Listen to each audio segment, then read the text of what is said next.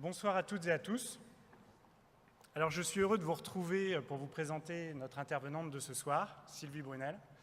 Mais avant de lui céder la parole, je voudrais prendre quelques minutes pour vous expliquer pourquoi nous avons choisi ce soir de traiter le thème changement climatique, une occasion pour redorer l'agriculture, l'image de l'agriculture et de la viticulture. Alors, entre Grenelle de l'environnement, COP21, One Planet Summit, les rendez-vous avec la planète se multiplient, les attentes sociétales aussi. Alors, entre réalité scientifique et convictions populaires, les agriculteurs et les viticulteurs subissent de plus en plus d'attaques médiatiques. Dans ce contexte, un sentiment d'injustice apparaît chez certains d'entre vous, car les progrès pourtant sont là, même s'ils sont toujours insuffisants. J'en prendrai que 5. Le premier, alors vous ne m'en voudrez pas, en tant que viticulteur, vous commencez à me connaître, je vais prendre des exemples viticoles. Le premier, c'est le retraitement de 100% des effluents viticoles en Champagne. Il faut savoir qu'à l'échelle du pays, ce ne sont que 80% des effluents domestiques qui sont traités. Deuxième exemple, 4250 hectares de vignes sont aujourd'hui certifiés en Champagne viticulture durable. C'est 12,5% de notre vignoble. Troisièmement, 1,5% de notre vignoble est labellisé en viticulture biologique. Il faut aussi se rappeler que la Champagne est aujourd'hui le vignoble français qui utilise le plus la confusion sexuelle et donc le moins d'insecticides. Et enfin, encore un palmarès pour notre vignoble, nous sommes l'un des rares en France à avoir déjà atteint les objectifs de réduction de produits phytosanitaires en quantité qui étaient fixés dans Ecophyto 2.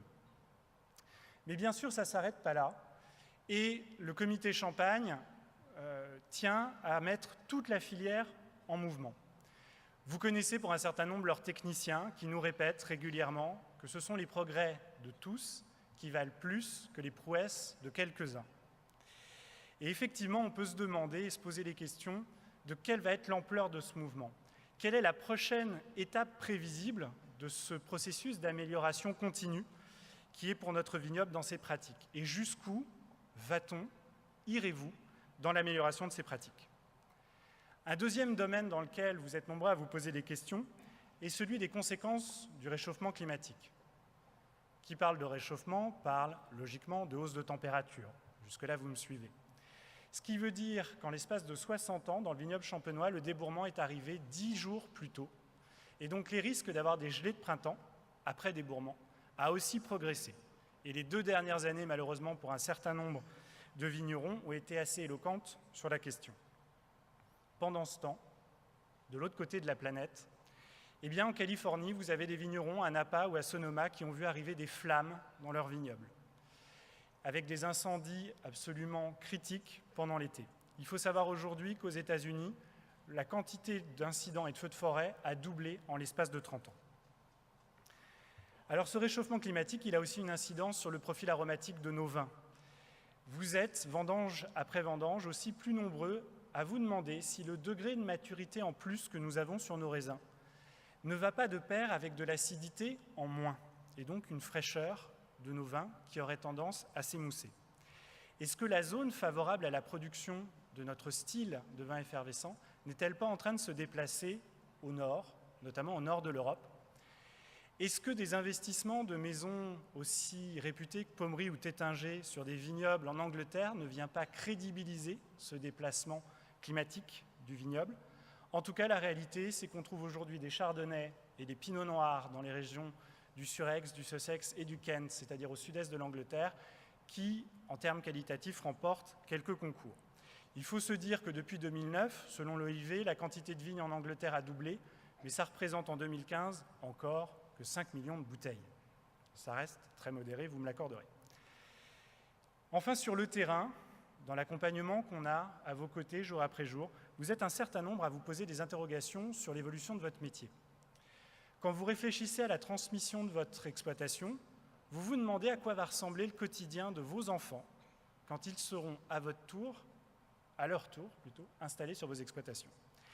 Entre la lourdeur administrative, on parle beaucoup de simplification, mais on l'attend encore, des revenus incertains et une pression médiatique, comment entretenir la passion d'être agriculteur ou viticulteur? Dans quelques jours, le 27 février prochain, à 22h35 exactement, France 2 va diffuser un nouveau reportage de Cache Investigation sur l'utilisation des phytosanitaires dans le vignoble français. Nous savons déjà que ce reportage s'intitulera « Pesticides, notre santé en danger ». C'est le deuxième opus de reportage qui avait déjà eu lieu, d'un premier qui avait déjà eu lieu en février 2016. Aujourd'hui, ceci produit beaucoup d'incertitudes et d'inquiétudes à Bordeaux. Mais c'est l'ensemble des régions viticoles et même du monde agricole français qui est inquiet et finalement qui finit par douter. Pouvons-nous sortir du cercle vicieux de cette communication de crise qui jette le discrédit sur nos métiers? Pouvons-nous parler positivement de nos pratiques et de nos produits? Ce sont toutes ces questions que nous voulions aborder ce soir et que nous avons décidé avec l'ensemble des membres du conseil d'administration de CDER de voir avec Sylvie Brunel pour notre assemblée générale. En deux mots, je vous présente Sylvie Brunel, géographe, professeure à l'université Paris-Sorbonne, spécialiste des questions de développement. Elle a particulièrement écrit sur les enjeux de sécurité alimentaire. Elle a également publié un ouvrage sur les plaidoyers pour nos agriculteurs. C'est un ouvrage d'ailleurs qu'elle nous fait le plaisir de dédicacer à la demande à la fin de son intervention. Mais en attendant, elle va répondre sur les questions de l'agriculture française face à ces changements climatiques. Nous comptons sur elle pour prendre de la hauteur et pour y voir plus clair. Je la remercie d'ores et déjà pour la gentillesse et la qualité de nos échanges dans la préparation de cette intervention. Je vous remercie et maintenant j'invite Sylvie Brunel. Merci. Merci Bertrand Trépeau. Merci à vous.